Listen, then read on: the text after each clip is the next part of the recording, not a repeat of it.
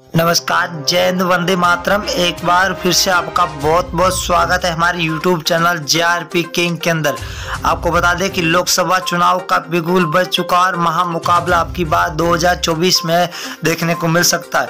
ऐसा लग रहा है कि अब की बार एनडीए को टक्कर देने के लिए इंडिया महागठबंधन अब की बार पूरी तरीके से तैयार हो चुका है। तो क्या एनडीए को टक्कर देने के लिए इंडिया महागठबंधन अब की बार क्या मजबूती के साथ खड़ा है या फिर वही एनडीए की सरकार बन पाएगी? अगर बात करें सी वोटर सर्वे और फलोदी सट्टा बाजार एबीपी न्यूज सर्वे की बात करें तो 545 सीटों पर अब किसकी सरकार बनेगी, तो सबसे बड़ा ओपिनियन पोल निकल के आ चुका है। अब ओपिनियन पोल को देखते हुए क्या वाकई में अब की बार सत्ता परिवर्तन की लहर आएगी या फिर एनडीए की सरकार बनेगी? तो बने रहिए हमारे साथ, वीडियो को आप एंड तक जरूर देखना। 545 सीटों का सबसे बड़ा पहला राज्य है कर्नाटक, जहां पर बीजेपी को 8 सीटें मिलती हुई दिखाई दे रही है, तो कांग्रेस को 15 सीट, वही जेडीएस को 5 और बीएसपी को 0, तो कुल 28 सीटें। अगर कश्मीर की बात करें तो कुल 6 सीटें, जहां बीजेपी को 1, आईएनसी को 3, पीडीपी को 2 और एनसी को 0 यहाँ पर सीटें मिलती हुई दिखाई दे रही है। ये सीटों का रुझान 2023 का है, बहुत ही बड़ा रुझान निकल के आ चुका है। हरियाणा की बात करें तो हरियाणा राज्य के अंदर कुल 10 लोकसभा सीटें, जहां पर बीजेपी को 4, कांग्रेस को 5, जेजेपी को 0, तो आम आदमी पार्टी को यहाँ पर 1 सीट मिलती हुई दिखाई दे रही है। 2024 के अंदर लोकसभा चुनाव है। और दिल्ली की बात करें तो दिल्ली के अंदर लोकसभा सीटें 7 है, 7 में से बीजेपी को 2 सीटें मिल रही है, तो वही कांग्रेस को 4, आम आदमी पार्टी को 1 सीट मिल रही है, तो बीएसपी को यहाँ पर 0 सीट मिलती हुई दिखाई दे रही है। तो अदर के खाते में 0 जा रही है। अगर हम पंजाब राज्य की बात करें तो 13 लोकसभा सीट है, जहाँ बीजेपी को 1 सीट मिल रही है, वही कांग्रेस को 2 सीटें मिल रही है, तो आम आदमी पार्टी के खाते में 9 सीटें जा रही है और एसएडी को 0 सीट मिलती हुई दिखाई दे रही है। अगला राज्य है जहाँ पर मेघालय राज्य, मेघालय के अंदर 29 विधानसभा सीट है, जिनमें से बीजेपी को 12 सीट मिल रही है, तो कांग्रेस को 15, वही एसपी को 0, तो बीएसपी के खाते में 2 सीटें जाती हुई दिखाई दे रही है।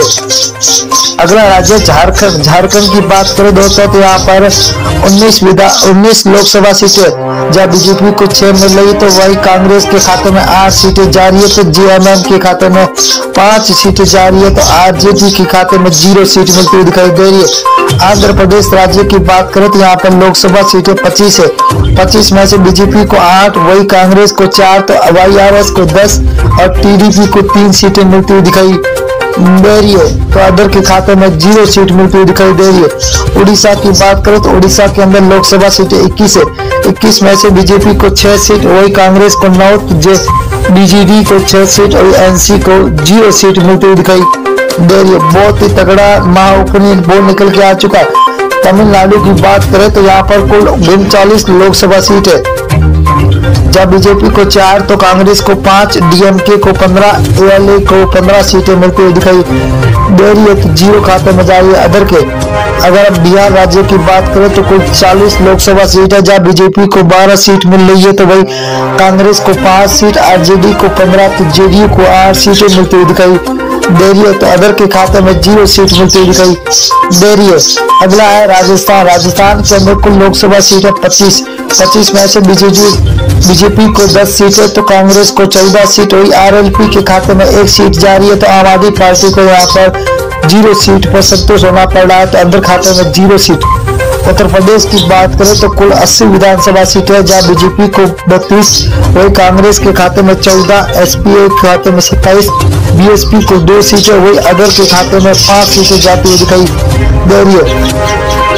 अगला राज्य है उत्तराखंड, उत्तराखंड के अंदर 5 विधान लोकसभा सीटें, जिनमें से बीजेपी को 3 सीट, वही आईएनसी को 2, तो बीएसपी को 0, आम आदमी पार्टी के खाते में 0 सीट मिलती हुई दिखाई दे रही है, तो यहाँ पर अदर के खाते में भी 0 सीट जाती हुई दिखाई दे रही है। पश्चिम बंगाल की बात करें तो कुल लोकसभा सीटें 42 है, 42 में से 17 बीजेपी के खाते में जाते हुए दिखाई दे रही है, तो वही आईएनसी को 0 सीट है, तो टीएमसी को 25 सीट है, सीपीआईएम को 00 सीट मिलती हुई दिखाई दे रही है। आंध्र प्रदेश की बात करें तो आंध्र प्रदेश के अंदर लोकसभा सीटें 2 है, जहां पर बीजेपी को 1 सीट मिल रही है। तो यहाँ पर कांग्रेस के खाते में 1, एसपी को 0, तो बीएसपी के खाते में भी 0 सीट जाती हुई दिखाई दे रही है। तो अदर के खाते में 0। अगर हम मेघालय की बात करें तो मेघालय के अंदर लोकसभा सीटें 2 है, 2 में से बीजेपी के खाते में 0 सीट, 1 सीट जा रही है। तो वही कांग्रेस को 1 सीट मिल रही है।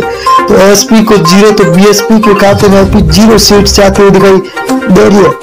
अगला राज्य है जहाँ लक्षद्वीप है, लक्षद्वीप के अंदर लोकसभा सीट 1 है, वही 1 कांग्रेस के खाते में जाते हुए दिखाई दे रही है। तो बीजेपी को यहाँ पर 0, एसपी और बीएसपी के खाते में भी 0 सीट जाते हुए दिखाई दे रही है। अगला राज्य है महाराष्ट्र। महाराष्ट्र के अंदर 48 विधान लोकसभा सीटें है, जहाँ बीजेपी को 15, कांग्रेस के खाते में 14, तो एसएचएस को 10 और एनसीपी को 8 सीटें मिलती दिखाई दे रही है। तो अदर के खाते में 0 सीट जाती हुई दिखाई दे रही है। छत्तीसगढ़ राज्य की बात करें तो यहाँ पर लोकसभा सीटें 11 में से बीजेपी को 6 सीट मिल रही है। तो आईएनसी के खाते में 5, आम आदमी पार्टी को 0, बीएसपी को यहाँ पर 0 सीट मिल रही है। तो अदर के खाते में भी 0 सीट जाती हुई दिखाई दे रही है। तेलंगाना की बात करें तो कुल 17 लोकसभा सीटें, जहाँ बीजेपी को 3 सीट, वही कांग्रेस को 5, तो टीआरएस को 7, एआईएम को 2 सीटें मिलती हुई दिखाई दे रही है। बहुत ही बड़ा तगड़ा झटका लगता हुआ दिखाई दे रहा है आपकी बात। अगर केरल की बात करो तो केरल के अंदर 20 विधान लोकसभा सीटें, जहाँ बीजेपी को 1 सीट मिल रही है। तो कांग्रेस को 10 सीटें, वही एलडीएफ को 9 सीटें मिल रही है। तो यूडीएफ को 0 सीट मिलती हुई दिखाई दे रही है। तो अदर के खाते में 0 सीट जाती हुई दिखाई दे रही है। असम राज्य की बात करें तो कुल 14 सीट है, जहाँ बीजेपी को 7, को